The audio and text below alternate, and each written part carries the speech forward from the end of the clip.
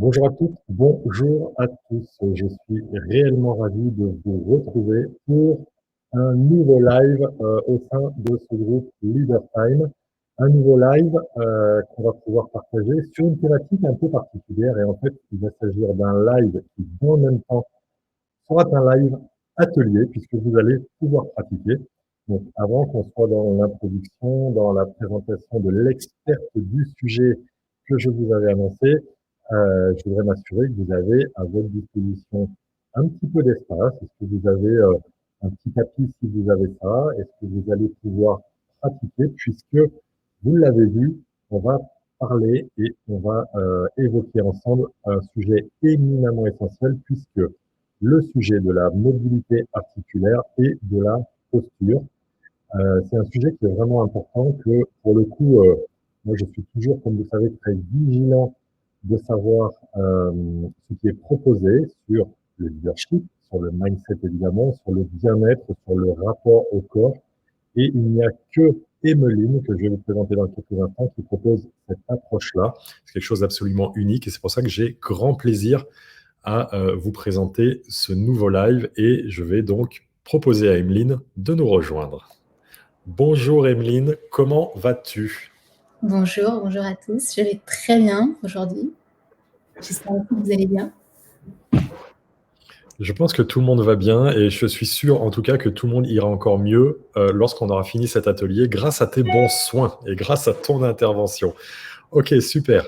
On va faire en 3 temps. Voilà ce que je vous propose. On va fonctionner en 3 temps. Un premier temps pour qu'on puisse déjà faire connaissance avec Emeline, savoir qui elle est, quelle est son approche, quelles sont les choses fondamentales pour elle dans ce qu'elle propose.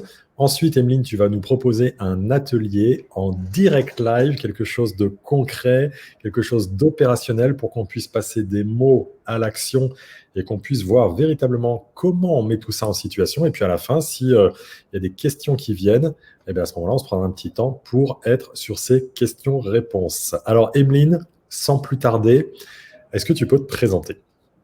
Oui, eh bien, je m'appelle Emeline Thor, exactement. J'ai 26 ans depuis le mois de mai. Et puis, je m'intéresse particulièrement à cette approche qui est le corps, mais surtout la mobilité articulaire. Comment travailler ces amplitudes articulaires. Et puis, c'est issu surtout de mes études. Ça part de la fac de sport, puisque je suis préparateur physique, donc j'ai suivi des études en STAPS.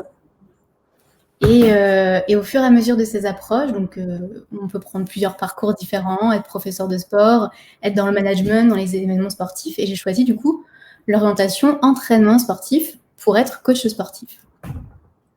Je dirais du coup qu'avec ce diplôme, j'ai pu accéder aux salles de sport en premier lieu, en tant que coach sportif, dans des cours collectifs, dans des cours aussi de musculation. Et c'est par rapport à cette expérience professionnelle et aussi personnelle que je me suis blessée déjà dans un premier temps. Ça commence par là. Et dans un cours collectif, finalement, qui se répète avec des mouvements répétitifs, je me suis rendu compte que voilà, mon corps, je devais aussi le préserver. Je devais m'orienter vers de la prévention parce que je voulais tenir quand même ce métier qui me tenait à cœur. Et, Continue. en quelque sorte, on devait faire 50 minutes, imaginez, de cycling, donc de vélo, 50 minutes non-stop, avec 10 minutes de pause pour changer d'un cours collectif à un autre. Donc l'objectif, c'était comment je vais faire pour préserver ma santé en enchaînant les cours collectifs plus ou moins intenses en salle de sport. Donc j'ai eu réponse rapidement à ma question, puisque le club de sport proposait des cours avec des disciplines beaucoup plus douces, comme le pilates, par exemple, comme le yoga, par exemple. Donc je me suis dit, si je veux tenir le coup, j'ai plutôt intérêt de m'orienter ou du moins d'alterner ce que je fais en cours intense collectif et aussi une approche plus personnelle pour moi, pour me préserver, donc vers le pilates et vers le yoga. Ok, et ce qui est intéressant dans ton approche, c'est que tu n'es pas une énième, et ça n'est pas méprisant dans ma bouche, mais tu n'es pas une énième prof de pilates ni une énième prof de yoga, mais que tu as vraiment construit ton approche autour de la mobilité articulaire. Et du coup, je voudrais bien commencer, tu vas nous expliquer ça, mais Vous qui êtes présents, mettez-nous dans le chat ce que ce titre que j'ai posé pour cette intervention vous évoque. Mobilité articulaire et posture, ça vous a dit quoi en fait? C'est vraiment important de se poser cette question-là. Ça te fera un feedback d'ailleurs pour voir justement ce que ça peut évoquer. Qu'est-ce que ça a aiguisé comme curiosité de votre côté? Qu'est-ce que ça a interpellé chez vous? En quoi vous vous êtes dit c'est bizarre? En quoi vous vous êtes dit c'est fantastique? En quoi vous vous êtes dit de quoi il s'agit?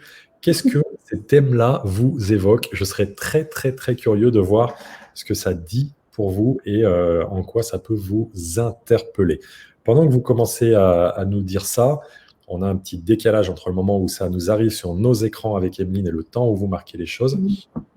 Qu'est-ce qui te semble fondamental dans ces approches-là et pourquoi tu tiens vraiment à pousser fort ton expertise dans ce champ-là? Je dirais que la pratique première qui s'est faite au niveau du corps, l'approche du corps première, c'est le yoga, donc c'est une méthode traditionnelle. Mais pour moi, qui sort des études plutôt scientifiques avec la fac de sport, j'ai voulu ressortir de cette méthode traditionnelle qu'est-ce qui maintenant se prouve au niveau scientifique.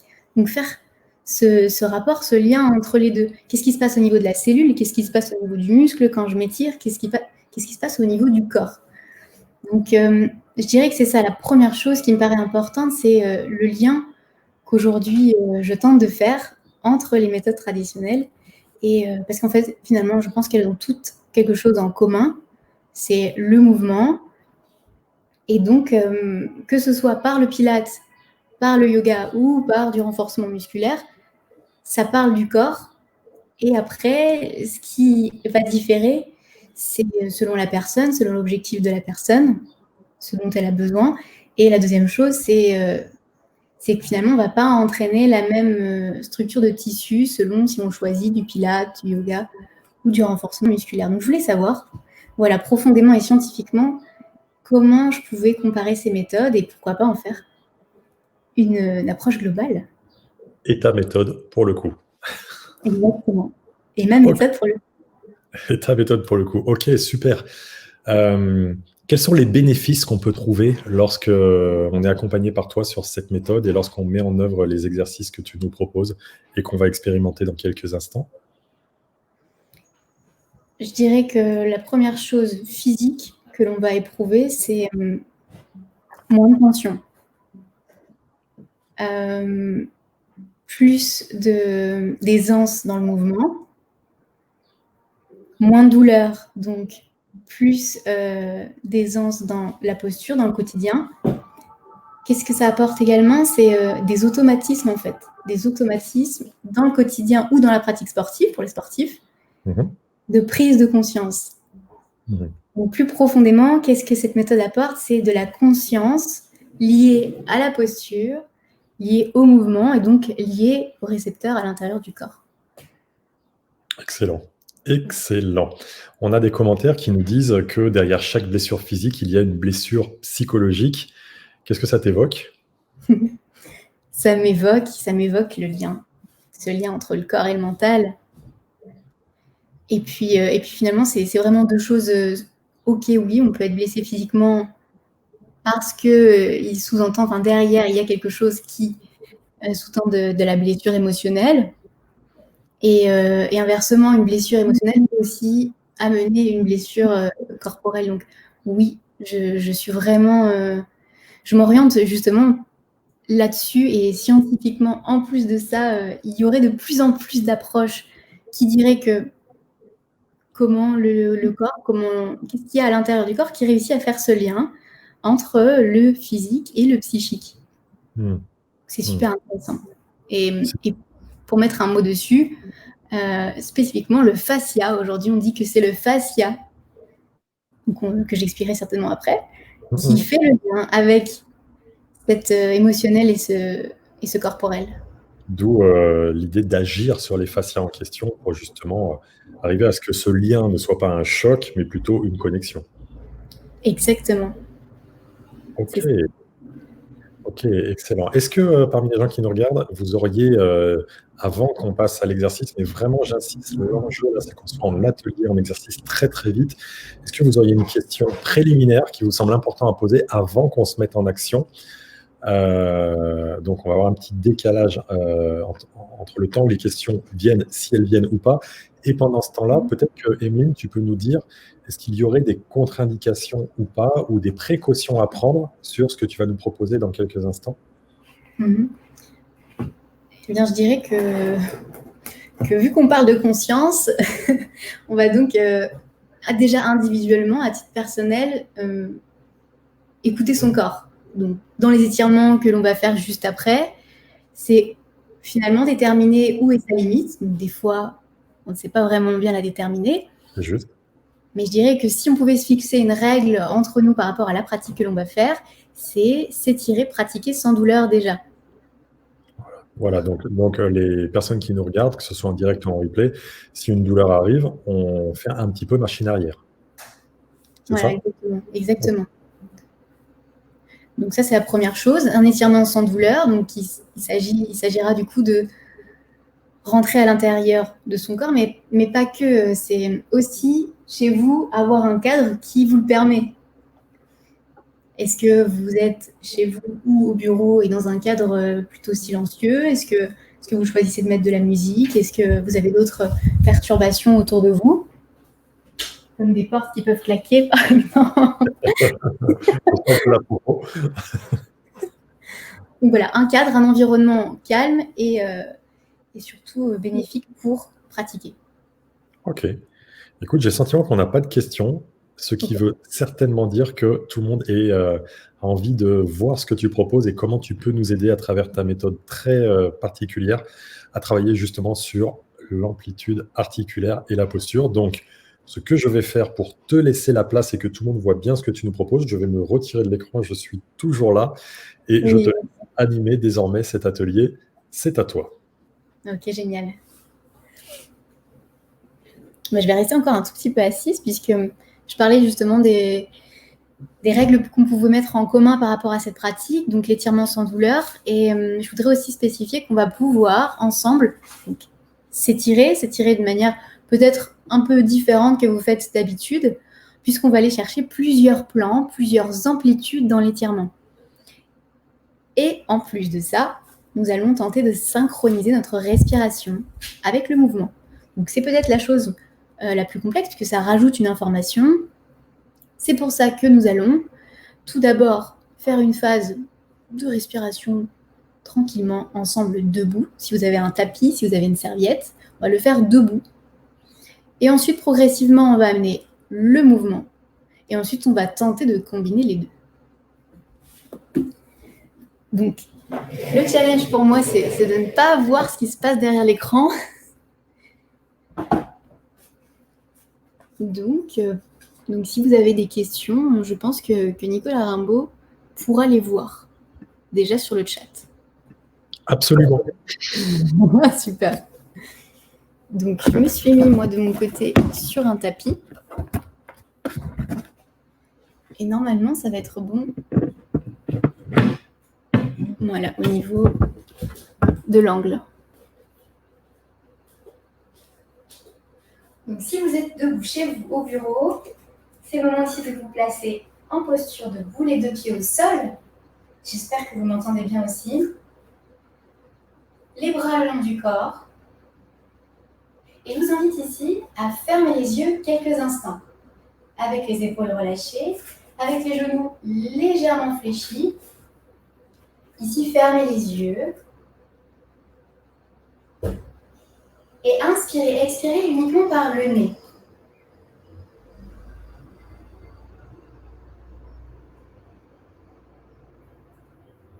Prenez ce temps, vous observez où est placée votre respiration. Est-ce que vous êtes plutôt en respiration ventrale ou est-ce que vous êtes plutôt en respiration placée un peu plus haut, sur les côtes ou sur la poitrine? Gardez donc ici vos yeux fermés, sauf si vous vous sentez plus confortable les yeux ouverts.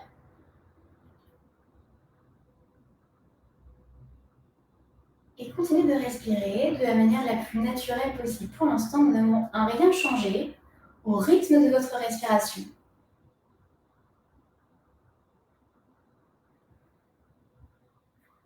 Donc, notre premier objectif est de faire un bilan, un constat sur comment est votre respiration. Et deuxième chose, sur comment sont vos sensations dans le corps.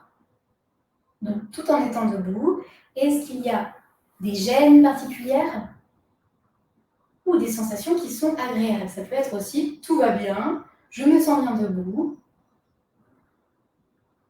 Ou alors, je ressens ça peut-être dans mon dos, peut-être dans le bas du dos, peut-être aux épaules, peut-être que vous êtes conscient, vous, chez vous et dans votre corps, de vos sensations. Je vous invite à ouvrir les yeux. Très bien. On va commencer par observer nos pieds. Donc si vous êtes en chaussures, vous pouvez aussi le faire en chaussures. C'est sûr que la pratique en chaussettes ou pieds nus reste un peu plus confortable et favorable puisqu'on va ressentir ce qui se passe en dessous des pieds et notamment réveiller tous nos capteurs en dessous des pieds. L'objectif, que vous soyez dans vos chaussures ou nu-pieds ou en chaussettes, c'est d'ouvrir vos orteils au maximum. Si vous avez vos chaussures, vous pouvez les enlever. Ouvrez vos orteils au maximum sur votre tapis, sur le sol, puis reposez-les complètement à plat. Donc on va monter étage par étage. Nos chevilles, ok. Nos genoux légèrement fléchis. Notre bassin. Et c'est là où je me rapproche pour que vous puissiez, vous chez vous, pratiquer également cette bascule du bassin. Donc là, on va parler articulation, puisque notre mobilité articulaire est liée à nos articulations. Notre mobilité articulaire, c'est notre capacité à entrer en amplitude sur tous les plans, sur tous les différents plans. Donc, un exemple, on va le faire ensemble justement. Qu'est-ce qu'on peut faire avec notre bassin? On peut ici pousser les fessiers vers l'arrière et au contraire, contracter nos fessiers. Donc, je vais essayer de garder les genoux de la même flexion pour que vous puissiez voir cette bascule qui se fait uniquement au niveau du bassin et un petit peu au niveau des vertèbres lombaires.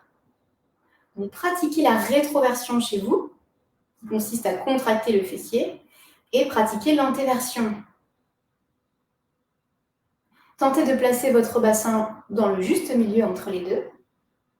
Toujours vos genoux légèrement fléchis. Alors, ça ne veut pas dire que vous êtes fléchis comme ça, si je le mets sur fond blanc, mais un petit peu. De façon à ce que vos genoux ne soient pas contractés, enfin pas contracter les genoux, mais de façon à ce que vos genoux ne soient pas en hyper-extension.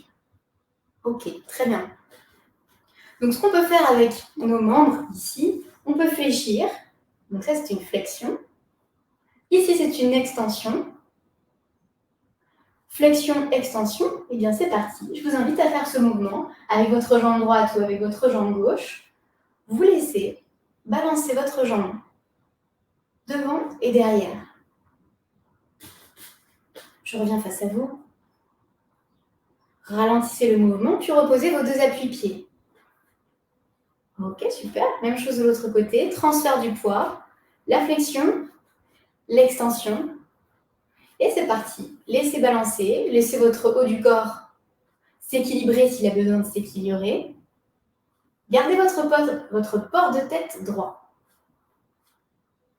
Commencez à ralentir le mouvement, puis posez vos deux appuis-pieds au sol. Ok, super. Qu'est-ce qu'on a d'autre aussi? On a les rotations au niveau des hanches.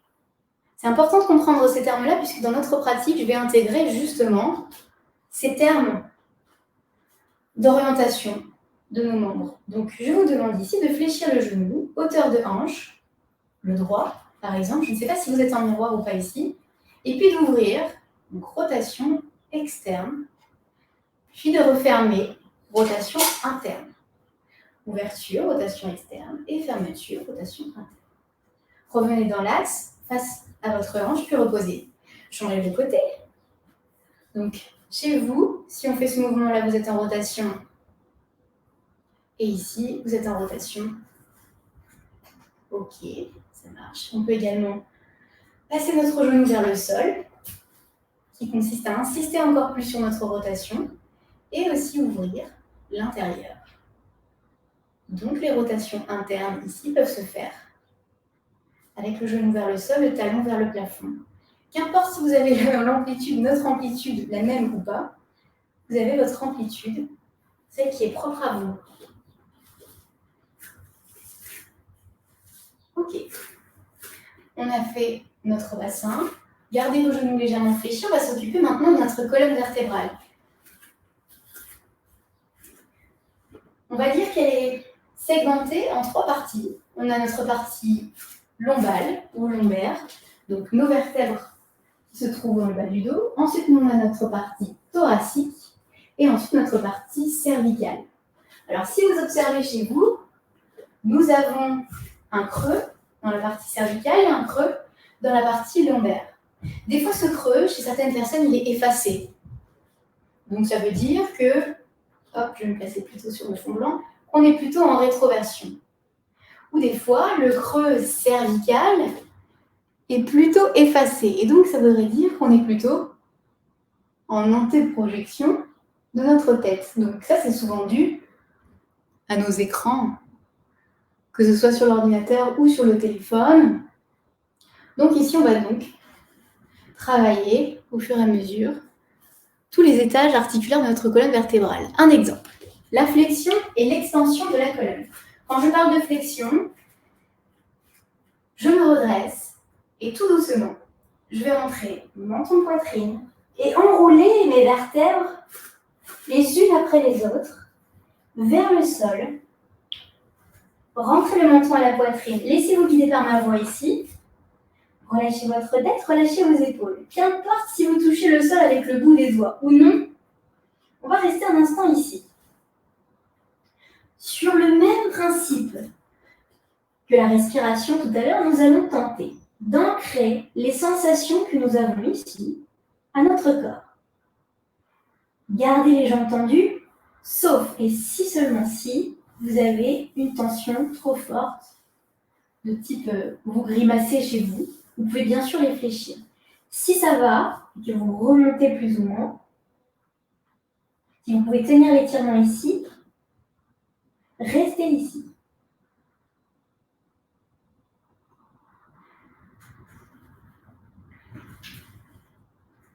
Donc, chacun individuellement, ancrez les sensations qui sont dans votre corps. Qu'est-ce que je ressens derrière les jambes? Qu'est-ce que je ressens dans la nuque?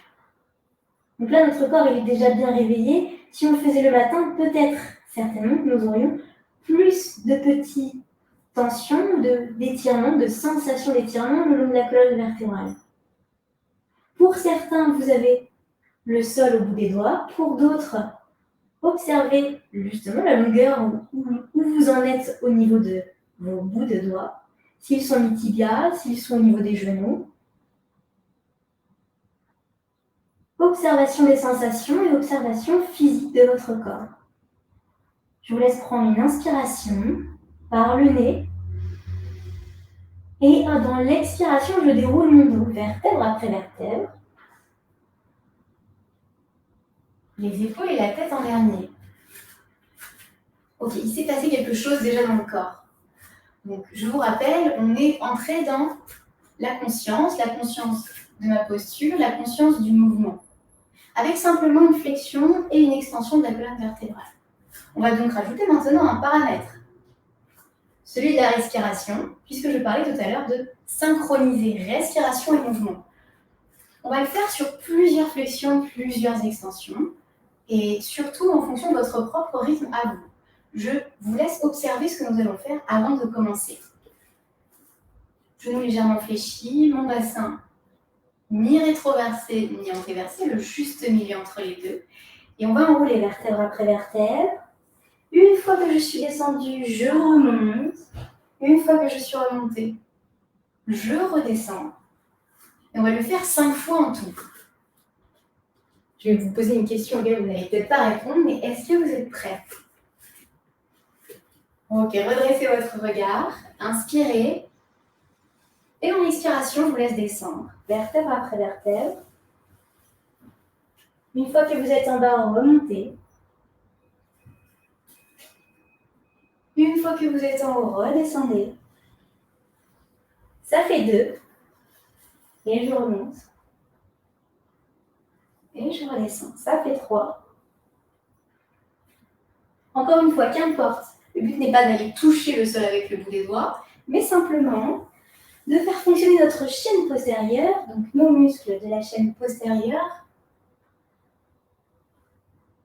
Je redescends. Et une dernière, pour terminer. Flexion. Et extension. Ok, super. On va voir donc tout ce qu'on peut faire avec la colonne vertébrale, puisqu'ici, on va partir du principe que c'est notre antenne. C'est elle qui gère la transmission des informations.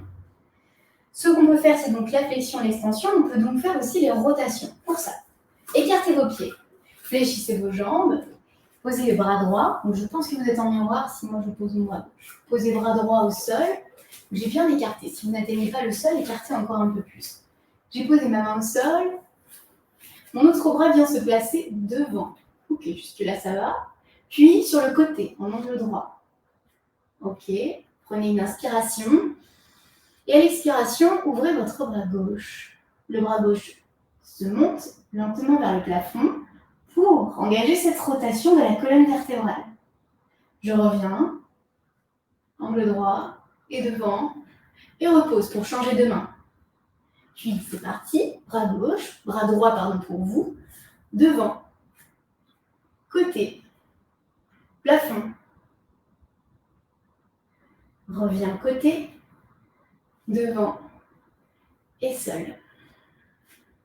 Gardez la respiration par le nez. Décollez bras gauche, inspirez, puis côté, continuez l'inspiration, puis plafond, continuez l'inspiration. Et dès que vous souhaitez expirer, redescendez, expiration. Devant, expiration.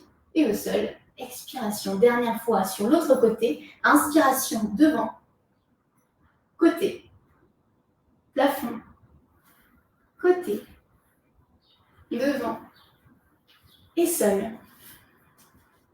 Gardez l'appui sur vos mains, refermez vos genoux pour les placer au sol, dans une position en 4 pattes, pour commencer. Alors pour certains, vous pouvez vous asseoir sur vos orteils, pour d'autres, sur votre bout de pied. Tentez ici cette position. Soit je suis plus à l'aise sur les orteils, soit je suis plus à l'aise sur vos coups de pied. Alors avant de continuer, j'aimerais spécifier une chose physiologique, puisque nous parlons de mouvement dans différents plans. Choisissez une posture qui vous convient. Pour cette petite parenthèse à laquelle je tiens, pour parler des amplitudes et donc des fascias. Puisque ce que nous faisons ici, en allant chercher des mouvements complets de flexion, des mouvements complets de rotation, c'est pour exercer des glissements sur nos différents tissus. Je parlais au début du live de renforcement musculaire. Le renforcement musculaire touche au tissu musculaire. Notre approche à nous, ce que nous sommes en train de faire, c'est solliciter nos tissus conjonctifs, donc les tissus mous, qui, eux, entourent nos muscles, entourent nos organes, mais pas que. Ils les interpénètrent également. Le tissu conjonctif, ou fascia, est un tissu, mais aussi tout un système, puisque le système facial est un réseau que nous avons dans tout notre corps. Le fascia, c'est l'organe. On peut parler d'organe, on peut parler de tissu et on peut parler de système. Un système sensible, c'est là où se trouvent tous nos capteurs sensitifs. C'est là où se trouve justement ce système proprioceptif. C'est quoi? C'est cet instant où, quand vous fermez les yeux, vous pouvez peut-être faire le test, je ferme les yeux, je place mes mains devant et je vais tenter de toucher mes 2 index, l'un avec l'autre. Et bien ici, si j'ouvre les yeux, c'est grâce à ce système proprioceptif qui fonctionne bien si j'ai réussi, qui dysfonctionne légèrement si j'ai loupé mes doigts. Le système proprioceptif nous sert à repérer notre corps dans l'espace, à savoir où est-ce que je suis. Est-ce que j'ai le pied au sol? Est-ce que j'ai la main là? Etc. Donc c'est important de connaître le pouvoir du fascia, puisque là, nous sommes pas sur un entraînement musculaire, mais sur un entraînement du tissu conjonctif, du fascia. Quelque chose qui se fait un peu plus rarement, mais dans laquelle maintenant, plus en plus, la science s'intéresse à ce pouvoir d'aller toucher ces tissus, les tissus mous. Donc avec notre approche de ces étirements, je parlais d'amplitude, puisque plus je vais prendre de l'amplitude dans mon mouvement, et plus je vais solliciter mon fascia pour le faire glisser, ces tissus les uns sur les autres. Donc finalement, un corps en bonne santé, c'est un corps qui est capable d'aller chercher du glissement au niveau de ces tissus.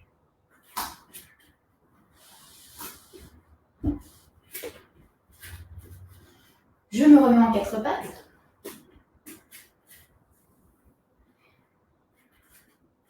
Et on va s'intéresser du coup à la jambe droite. Je vais décoller ma jambe droite et la mettre près de ma main droite. Donc si besoin, vous aidez votre jambe à se placer. Ok, on a les mains à l'intérieur. Et si je lève mon buste, si je redresse mon buste en posant ma main sur mon genou, je me retrouve ici en chevalier servant. Ok. Ici, si j'incline mon buste vers l'arrière, vous allez sentir. D'ailleurs, qu'est-ce que vous sentez? Je ne vais pas vous dire toutes les réponses non plus. Ici, quand je m'incline vers l'arrière, qu'est-ce que vous sentez? Dans l'étirement, bien sûr. Quel tissu est en mouvement? Est-ce que c'est derrière? Est-ce que c'est devant? Si vous avez trouvé, je vous laisse rajouter un étirement en montant vos bras. Je reviens dans l'axe avec mon buste. Je redresse mon regard. Et là, j'emmène mes bras vers l'arrière.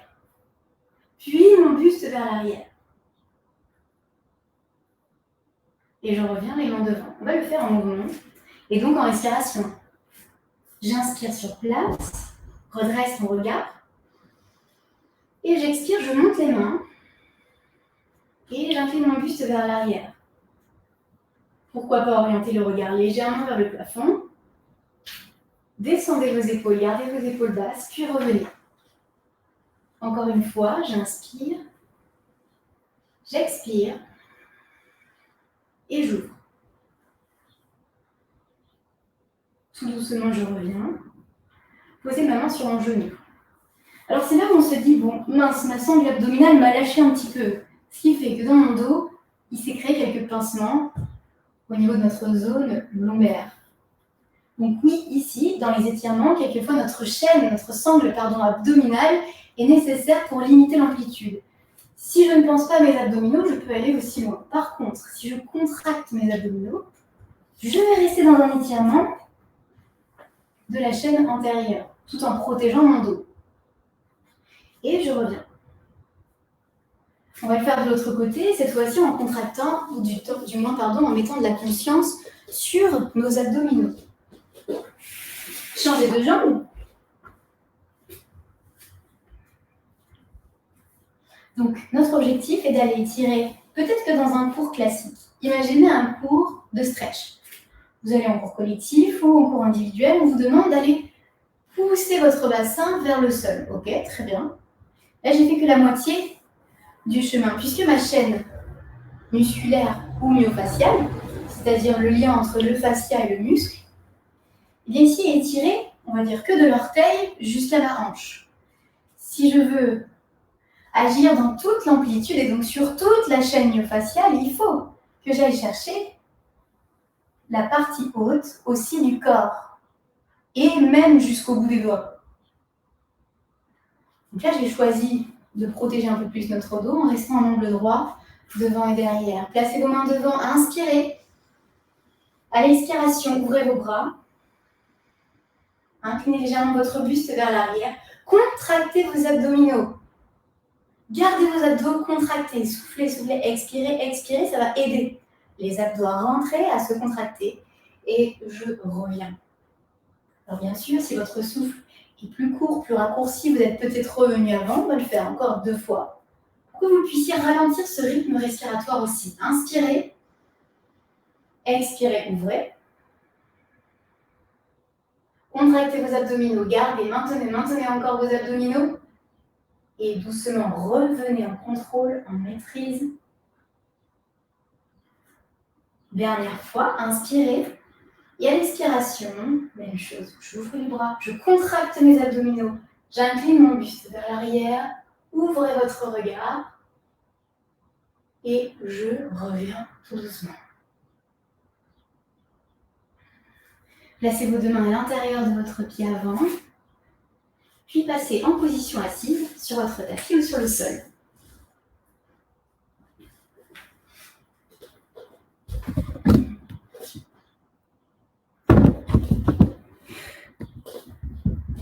Alors là où c'est un petit peu spécifique, et ce que aussi j'ai envie de vous apporter, c'est cette différence entre la méthode Pilates, qui est plutôt très connue, et la méthode yoga, qui, elle, englobe finalement presque toutes les pratiques corporelles à visée de corps et d'esprit. Le Pilates, et je vais le refaire avec cet exemple que nous venons de vivre, le Pilates est une méthode basée sur la respiration pour aller renforcer notre transverse. Le transverse, je vais vous montrer mon ventre, c'est celui qui vous sert à faire ce mouvement-là avec le ventre. Donc c'est notre muscle abdominal le plus profond. La méthode Pilates est basée donc sur j'inspire au niveau du haut du corps, donc costal, pour créer de l'espace pour mes organes. Et à l'expiration, j'utilise l'expiration pour aller contracter mes abdominaux. Mais ce qu'on cherche, c'est d'abord aller renforcer les fondations, donc le muscle transverse. En Pilates, on ne va pas chercher l'effet tablette de chocolat, mais plutôt l'effet ma structure profonde et renforcée. Donc, c'est ce que nous venons de faire. On vient de combiner ces deux méthodes parce qu'en yoga, vous allez pouvoir aller chercher loin derrière. Et en Pilates, vous allez limiter ce mouvement pour protéger votre colonne vertébrale. Donc, c'est ce que nous venons de faire. C'est grâce à mes abdominaux que je reste dans cette position. Si je lâche mes abdominaux, je pars. Donc, au niveau du corps, le Pilates serait en renforcement musculaire profond, basé sur le contrôle. Le yoga serait plus dans l'amplitude articulaire, en rajoutant la dimension psychique. Donc, tout dépend de ce que vous cherchez. Peut-être que vous cherchez les deux, et donc dans ce cas, vous vous rapprochez plus de ma méthode. On se retrouve en position assise. Ok, j'ai placé mes mains derrière. On parlait aussi de ce qui se passait au niveau du bassin. Et là, c'est intéressant de comprendre que si je pars en rétroversion, placez plutôt vos mains ici sur les genoux, éloignez plus ou moins vos pieds. Si je place mon bassin en rétroversion, c'est-à-dire sur la partie du sacrum en bas de notre dos. Ici, c'est une belle rétroversion, puisque ça nous fait arrondir le dos. Si je vous demande de vous placer au sommet de votre bassin, vous savez, on vous dit souvent, si quelqu'un s'assoit sur vous, si vous vous asseyez sur quelqu'un, « Oh, mais vous avez les os des fesses durs, t'as les os des fesses pointus. » Mais en fait, on les a tous, ces os, puisqu'ils s'appellent les ischions. C'est ce qu'on va aller chercher ici, la position de notre bassin sur les ischions. Pour certains, vous ne les sentez pas tout de suite, parce qu'ils sont cachés sous la chair des fesses. Donc c'est pour ça que je prends ici mon fessier, pour écarter la chair de mes fessiers et dégager mes ischions. En espérant que chez vous, c'est bon pour vous. Plus ou moins allongé au niveau des jambes, puisque ça commence ici à se contracter au niveau de nos fléchisseurs de la hanche. Vous savez, les psoas iliaques. J'alterne mes deux bascules, rétroversion, puis placez votre bassin sur vos ischions. Sentez les os des fessiers. Ce n'est pas forcément agréable, ok. Mais là où je veux en venir, c'est quoi? C'est vous faire comprendre que le bassin est votre socle. Votre socle au placement de votre colonne vertébrale. Si sur ma chaise de bureau, je suis assis ou assise en rétroversion. Donc, je suis dans le fond de ma chaise, bien installée confortablement. Et donc, mon dos est arrondi. Et donc, ma tête est projetée vers l'avant. Et donc, mes épaules sont également vers l'avant. Voici notre posture classique et celle qui va se développer de plus en plus par ces temps modernes. Donc, si je place mon bassin peut-être sur le bord de ma chaise, et bien là, je vais passer sur mes ischions. Et donc, redresser mon dos. Et donc, ramener un port de tête un peu plus droit. Pourquoi je vous dis ça? Parce que notre fascia, le plus épais, du moins le plus sensible, c'est celui qui se trouve dans le dos. Le fascia dorsal. Et bien ici, vous le mettez en tension. Vous le mettez en tension quand vous êtes sur votre téléphone, vous le mettez en tension quand vous êtes devant votre ordinateur. Donc, si j'utilise le mouvement et donc le glissement de mes tissus, j'entretiens mon fascia et donc j'entretiens mon dos. Pour réduire considérablement les douleurs de dos, eh bien je dois bouger mon corps, je dois le mettre en mouvement, sans douleur et si possible, en prenant conscience de la respiration. Ok, très bien, on va terminer là-dessus. Nous sommes sur nos ischions, rétroversion, antéversion, tout va bien. J'ai redressé mon dos. Mais là, il n'y a pas d'étirement spécifique. C'est simplement pour vous créer un automatisme, celui de basculer sur votre bassin pour sentir que votre dos se redresse. On va également ouvrir nos épaules. On va utiliser ce mouvement. Placez vos mains sur l'avant. Si je tourne mes pouces vers l'extérieur, mes épaules s'ouvrent, comme si finalement ça ouvrait vos aisselles. Ok, et je referme. Encore une fois. Puis on va ouvrir les bras. Ok. On est bien là. Gardez votre sommet du crâne en haut, auto-grandissez-vous. Donc oui, on est basé sur une méthode posturale. Mais ça crée des automatismes encore une fois. Ici, j'ouvre toute la partie antérieure de mon corps, celle qui presque tout au long de la journée est fermée. Ok, génial. J'ai avancé un petit peu. Hop, je suis sur l'avant de mon tapis. Je pousse dans mes mains, je décolle mes fessiers et je passe les mains sur l'avant.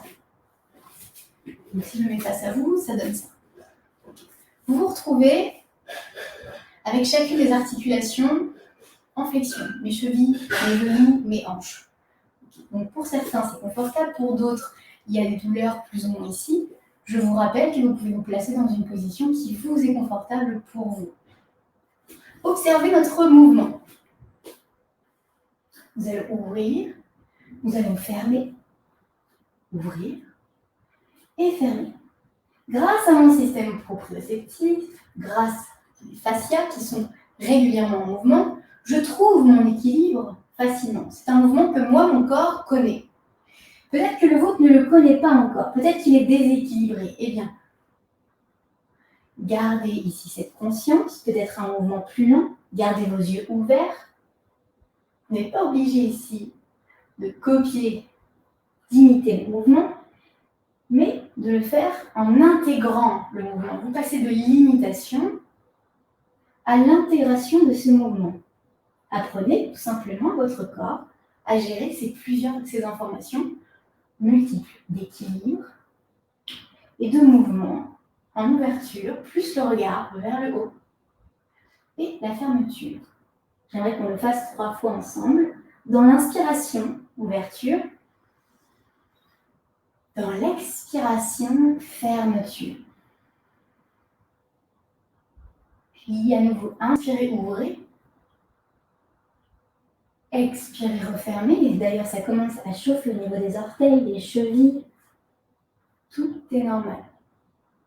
Si vous commencez à avoir une sensation de gêne au niveau des genoux ou ailleurs, vous pouvez stopper l'étirement, faire une pause.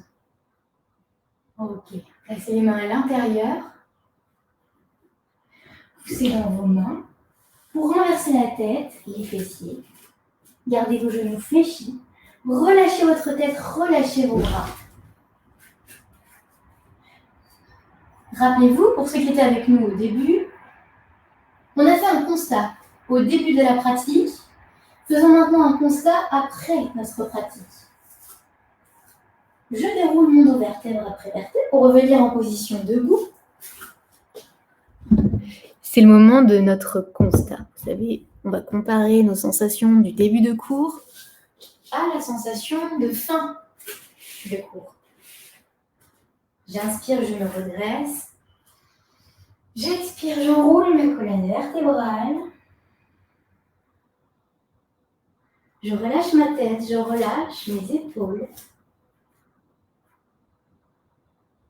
Je ferme les yeux si je le souhaite, uniquement si vous le souhaitez. Si vous voulez intérioriser, ou si chez vous, votre intériorisation se fait par le fait de fermer les yeux, vous pouvez bien sûr. Gardez vos genoux plus ou moins tendus et observez cette fois-ci vos sensations. Qu'est-ce que je ressens?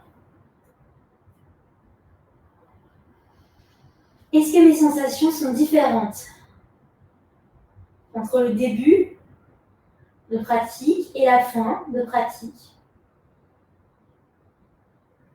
Où sont arrivés peut-être le bout de mes doigts? J'étais peut-être au genou tout à l'heure, maintenant je suis peut-être au tibia ou aux chevilles.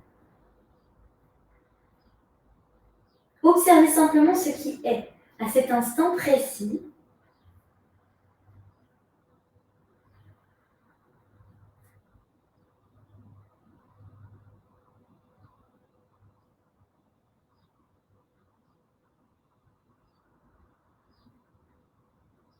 Puis, prochaine expiration, lorsque vous soufflerez, déroulez votre colonne vertébrale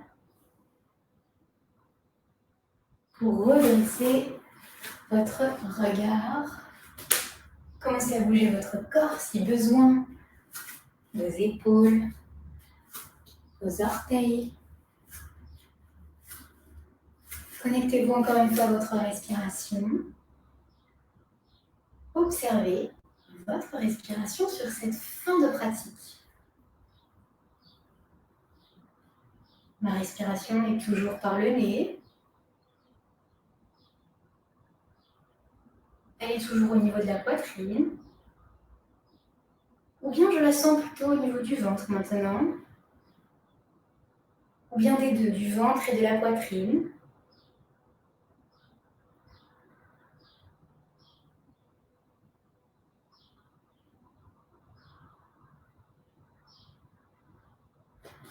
Ok, super.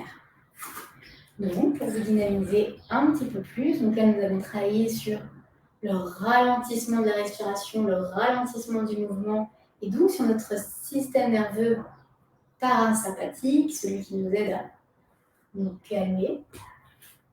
Nous allons utiliser notre système nerveux sympathique en montant sur nos orteils, sur nos pointes de pied, pour aller chercher un équilibre, et surtout un déséquilibre. Montez vos bras, gardez ici votre équilibre, je reste sur mes orteils, et on va expirer tout en relâchant vers le sol. Je relâche vers le sol, je déroule ma colonne, je remonte à nouveau sur mes orteils, je suis en équilibre. Montez, montez encore sur vos orteils. Si vous êtes déséquilibré, c'est très, très, très, très bien. Puis, relâchez. Une troisième, une dernière fois, déroulez votre dos. Montez vos bras, montez sur vos orteils. Maintenez, maintenez, maintenez, maintenez, encore, encore, encore, encore. Reposez vos pieds à plat, relâchez. Déroulez votre colonne vertébrale. Ouvrez vos épaules en poussant vos pouces vers l'extérieur. Refermez vos épaules. Ouvrez. Refermez. Et une troisième et dernière fois, ouvrez. Maintenez cette ouverture et relâchez vos bras en gardant cette ouverture des épaules.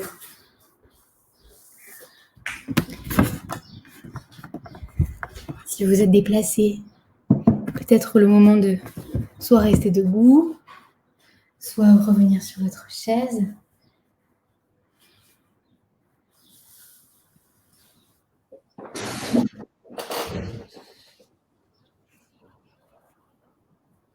Je te laisse continuer, hein. Je suis là, mais je te laisse continuer. D'accord. Ça fait toujours bizarre de revenir sur une chaise après une pratique. Donc, peut-être qu'il y a des commentaires. Ouais, des commentaires sur ce qu'on vient de vivre.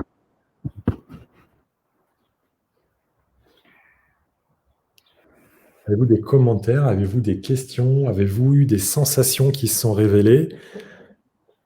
Moi, j'aime de plus en plus, en travaillant sur l'humain, aller à l'essentiel, et je me rends compte que la simplicité et l'essentiel, c'est ce qui est le plus transformateur. Et là, on a vu des exercices, que ce soit sur les rotations, sur les extensions, sur les flexions, qui nous permettent de revenir au basique. Et je suis convaincu que c'est d'utilité publique et que ça nous permet à tous d'être dans le bien-être tout court, d'être dans la haute performance pour les sportives et les sportifs de haut niveau, et d'être dans le bien vieillir pour tout le monde dans le temps. Et ça, pour moi, c'est sacrément d'utilité publique et fondamentale. Avez-vous des commentaires? Avez-vous des questions? Avez-vous des remarques que vous souhaiteriez poser à Emeline? On a beaucoup de chance de l'avoir en direct avec nous pour parler de son expertise. Nous sommes à votre écoute. Et surtout elle, en l'occurrence. Parce que moi, je serais pas meilleur pour répondre. Complètement. On a quelqu'un qui nous dit qu'il avait une tension dans le bas du dos qui a disparu à la suite de la pratique. Top. Excellent. Excellent. C'est extra parce que justement, peut-être de prendre un temps de pause d'observation avant et après permet d'observer les sensations qui sont des fois très marquées, des fois très subtiles, mais qui ont quand même disparu. Donc on est plus ou moins sensible, vous êtes parti avec plus ou moins de sensations au début de cette pratique. Donc là, c'est un retour direct, c'est vraiment positif. Carrément. Carrément.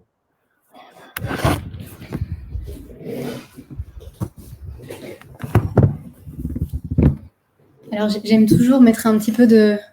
J'aime bien mettre des données sur la physio en même temps que la pratique, et en même temps, est-ce que c'est le moment où il y a le plus de réceptivité? Je ne sais pas, mais c'est pour donner du sens au mouvement sur l'instant où on fait ce mouvement. Alors, j'ai évoqué très peu le fascia, mais ce que je voudrais finalement faire passer comme message, c'est que ce que nous venons de faire, ce que vous venez de faire est un entraînement spécifique pour les tissus conjonctifs, donc ceux qui sont très rarement mobilisés, sollicités dans le but de les faire se glisser entre eux. Une question pour des sportifs. À quel moment est-ce que tu préconises ce type de pratique dans la semaine d'une équipe professionnelle, dans la planification hebdomadaire? Est-ce que tu as une recommandation, un avis par rapport à ça? Oui, je pense qu'il y a une approche dynamique et une qui sollicite plutôt le système nerveux sympathique, donc dynamique, favorable au moment de l'échauffement. Donc on peut intégrer des mouvements de mobilité articulaire dans une routine d'échauffement. Ça peut se faire avant l'entraînement et ça sera basé sur des mouvements, par exemple au début, on a fait des flexions-extensions quand même assez rapides. Oui. Tout ce qui sera étirement passif, c'est-à-dire j'utilise la pesanteur ou j'utilise une force extérieure pour aider à l'étirement, on va mettre de côté avant une pratique, avant un effort, avant un entraînement, avant un match, puisque ce que l'on veut obtenir, nous, c'est les qualités musculaires, d'explosivité, de réactivité du muscle. Donc nous, on va aller chercher simplement des mouvements très rapides de flexion, d'extension, donc l'étirement dynamique en fait, et non l'étirement passif. Donc, ce que je peux proposer, là où je peux vous orienter en tant que sportif, c'est d'intégrer des routines articulaires en début d'entraînement ou de match avec des étirements dynamiques. Et à distance, prévoir une séance spécifique à l'entraînement de cette structure myofaciale. Un entraînement avec peut-être plus d'étirements passifs que d'étirements dynamiques. Et je pense que la question porte sur, partons d'une équipe de sport collectif au hasard basket, mais vraiment c'est le hasard, qui joue ses matchs, qui joue ses matchs le samedi. Qui joue ses matchs le samedi. Est-ce que tu as une idée de, selon toi, quand est le bon moment au sein de la semaine pour proposer cette séance que tu évoques maintenant? Ouais. Oui, je préconiserais ça après les matchs. Donc, si le match est le samedi, Oui, une séance spécifique le lundi, voire même le mardi, très bien. à distance, pour que vraiment le corps il soit compartimenté. Il y a un jour pour le dynamique, un jour pour la récup, rien du tout, et un jour spécifique à cet entraînement de notre tissu. Ok. Ok. Avez-vous d'autres questions, remarques, interrogations pour Emeline? J'aime bien ce challenge de ne pas voir ce qui se passe derrière et en même temps Et de sentir que maintenant il se passe quelque chose. C'est vrai que c'est un challenge parce que logiquement, quand tu proposes tes accompagnements, tu as les gens en face, tu peux d'ailleurs corriger, interpeller, repositionner, réajuster. Et là, c'est un exercice, reconnaissez-le, vous qui regardez, particulier, puisqu'on ne vous voit pas, on ne vous entend pas, on vous voit nous écrire un peu, et c'est vrai que c'est quelque chose de challengeant et intéressant en même temps. Est-ce que vous avez pu faire quelques mouvements ou pas? Ouais, déjà, avez-vous pu faire des mouvements? Moi, j'ai fait le début notamment, j'ai un petit souci à l'épaule en ce moment, donc j'ai dû m'arrêter à un moment donné.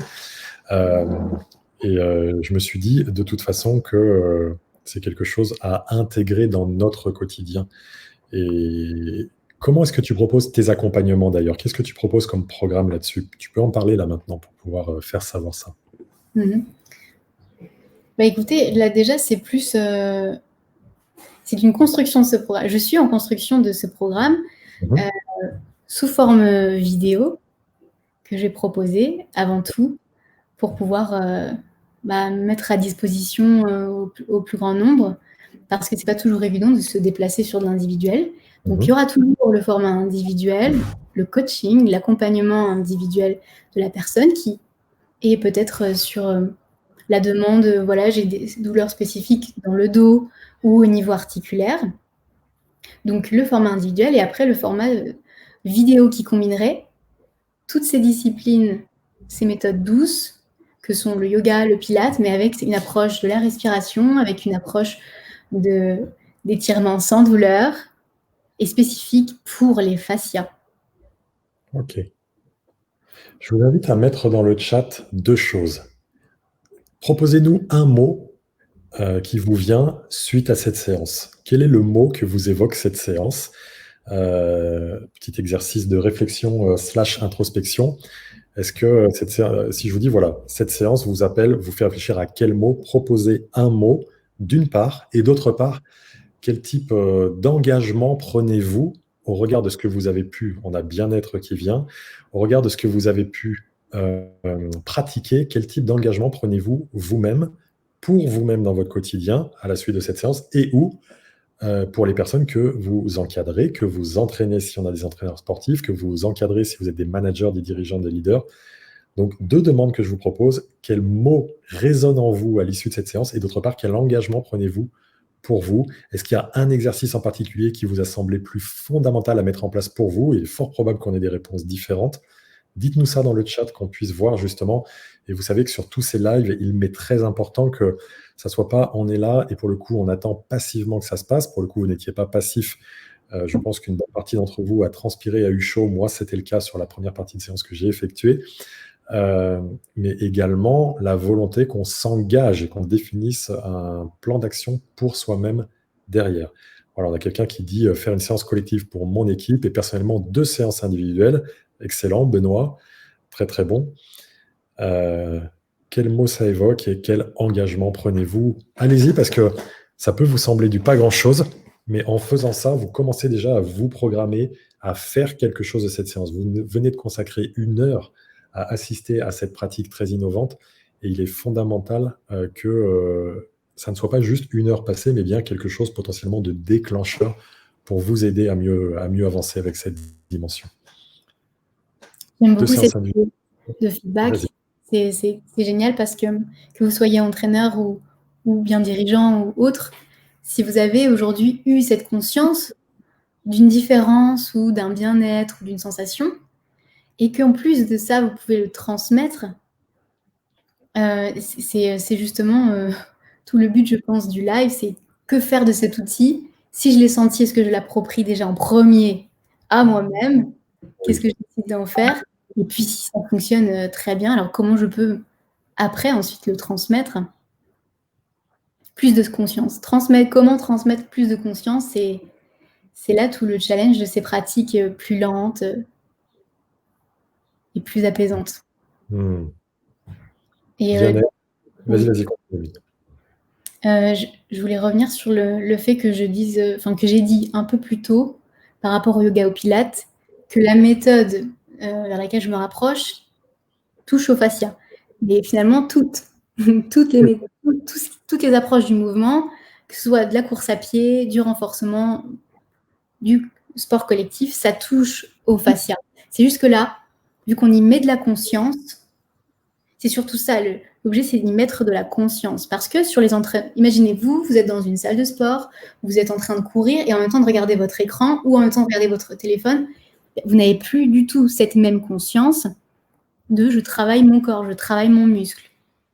Et sans doute même que si vous preniez conscience de je renforce ce muscle-là, je renforce mon cœur, eh bien, ça irait peut-être plus vite au niveau des sensations, au niveau des résultats, que si vous faisiez plusieurs choses en même temps. Donc cette approche-là est une approche du fascia, tout comme le pilate, tout comme les autres, sauf que là, on y met de la conscience.